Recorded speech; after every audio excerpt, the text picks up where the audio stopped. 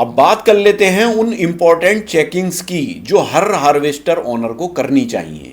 तो देखिए दोस्तों, हर सीजन शुरू होने से पहले एयर सिस्टम को चेक करना चाहिए। अब एयर सिस्टम के अंदर क्या क्या चीज़ें आती हैं, एयर फिल्टर हैं उसे चेक करना चाहिए, टर्बो के जो पाइप्स वगैरह हैं उन्हें चेक करना चाहिए, इंटरकूलर वगैरह के जो पाइप्स हैं उन्हें चेक करना चाहिए।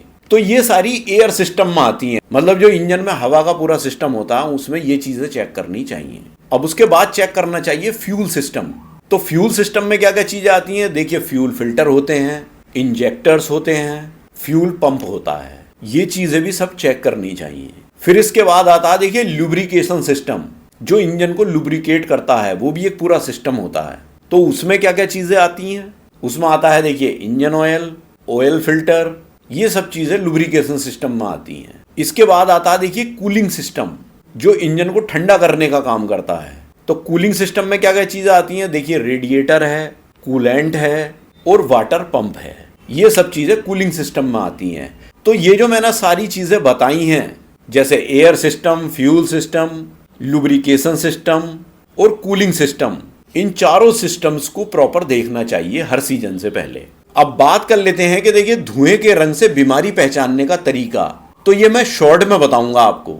वैसे हमने पीछे बात तो कर ली है, लेकिन एक शॉर्ट पॉइंट में मैं आपको बता देता हूं। जैसे अगर आपको साइलेंसर से काला धुआं निकलता दिखाई दे रहा है, तो देखिए फिर इसका रीजन यही होता है कि हवा कम या डीजल ज्यादा, मतलब रेशियो दोनों का गड़बड़ होता है। और अगर इंजन में से निकलता हुआ धुआं नीला दिखाई दे रहा है तो आप समझ जाना इंजन ऑयल जल रहा है। और अगर साइलेंसर से सफेद धुआं निकलता दिखाई दे रहा है तो इसमें दो ही बातें होती हैं, या तो डीजल नहीं जल रहा या कूलेंट जो है वो चैम्बर पे जा रहा है, मतलब कूलेंट जल रहा है। और अगर साइलेंसर से ग्रे धुआं निकलता दिखाई दे रहा है तो फिर देखिए टर्बो की, इंजेक्टर की या फ्यूल सिस्टम की समस्या है। तो दोस्तों ये तो हुए सारे पॉइंट्स पहचानने के।